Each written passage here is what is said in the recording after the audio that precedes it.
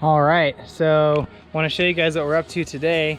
Got a couple of different things going on. So we got this shed right here and this 120-foot black oak tree that we're taking out over the shed.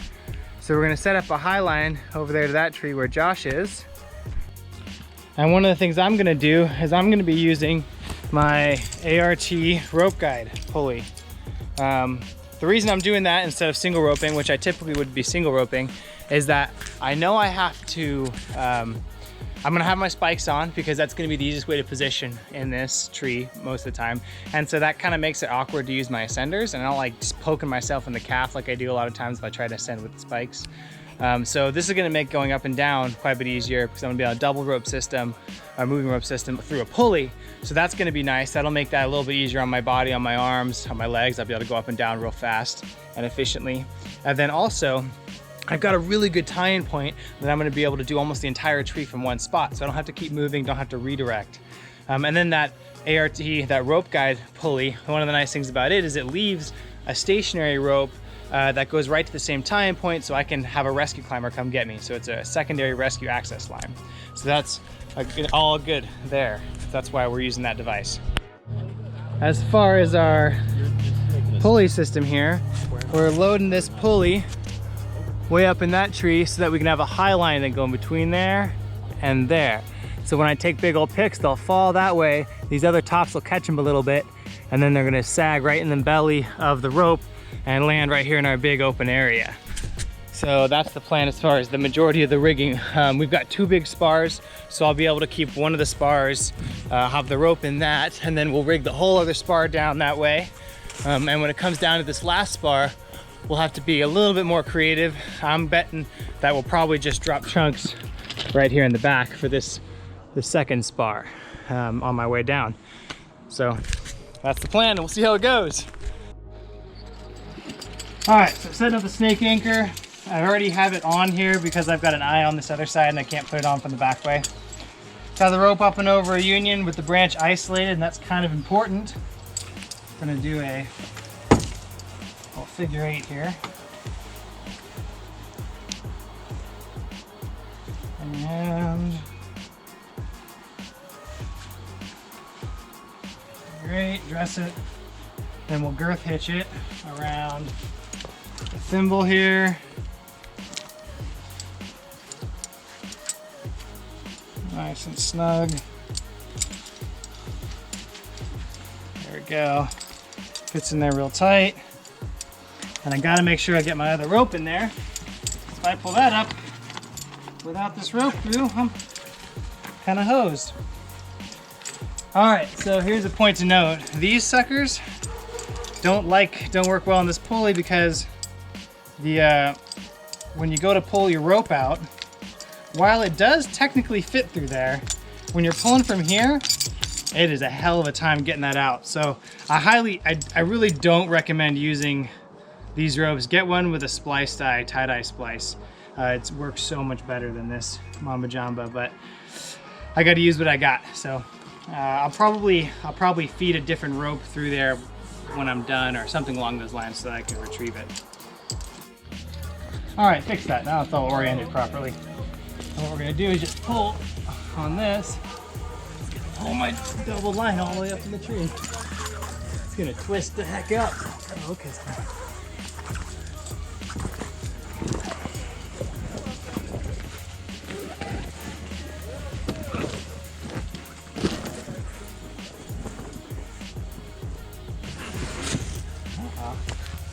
Rope, still coming. One of the cool things is even if I don't have enough rope, I don't actually have to suck that all the way up into the tree. This will stop and hold at any point.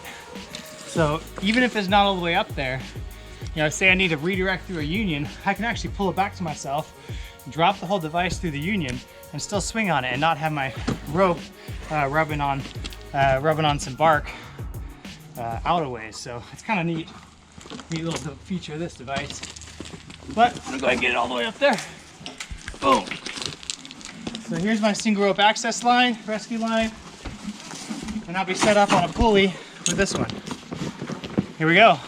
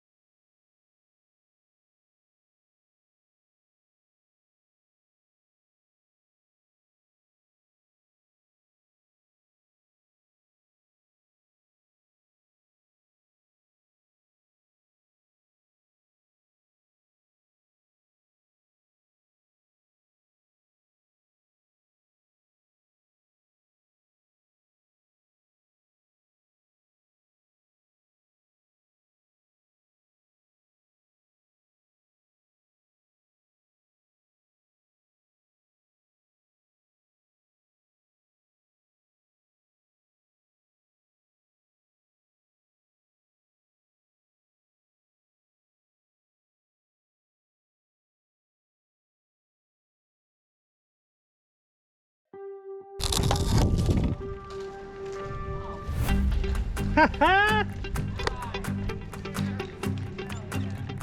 I shoot that perfectly or what? I don't think he lost a stick.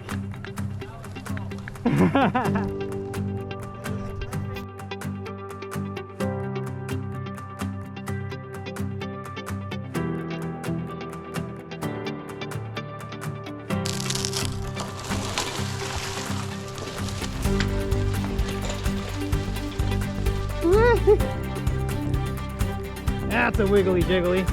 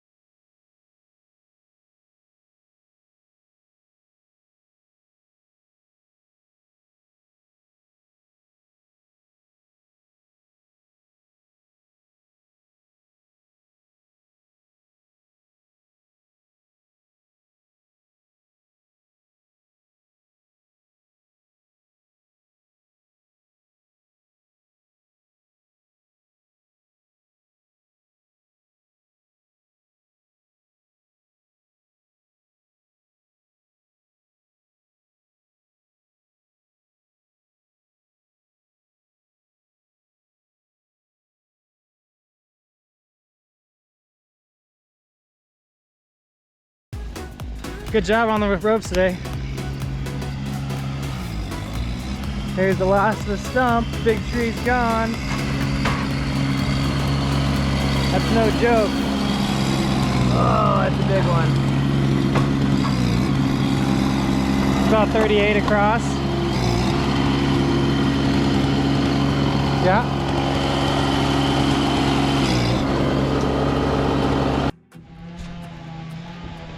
So one of the issues we were having, despite using all this nice metal hardware where it's smooth, there was no rope on rope attachment really anywhere except for where we were tying knots to attach the piece to our lanyard. We were starting to get some glazing on our big 300-foot rope, and I was trying to figure out where that was, because usually when I'm doing this Highline stuff, you only get glazing, you know, the heat where the carabiner that's attached to the piece that's being removed is sliding along the line. But in this case, we're getting glazing at the porta wrap, and when we were thinking about it, we realized that what was happening is we're taking these big pieces, and as they come flying down, where the porta wrap is experiencing 2-to-1 length of rope being released compared as relative to the piece dropping. So trying to get the piece to slide out and drop quickly, we're letting a lot of rope out really fast, even with a full wrap, and so it was heating up the porta wrap itself. It was getting a little bit too hot to touch even. So in retrospect, probably try a little different rope rather than that nice drawn. It was kind of stretchy, and I think it was a double braid didn't like that abuse.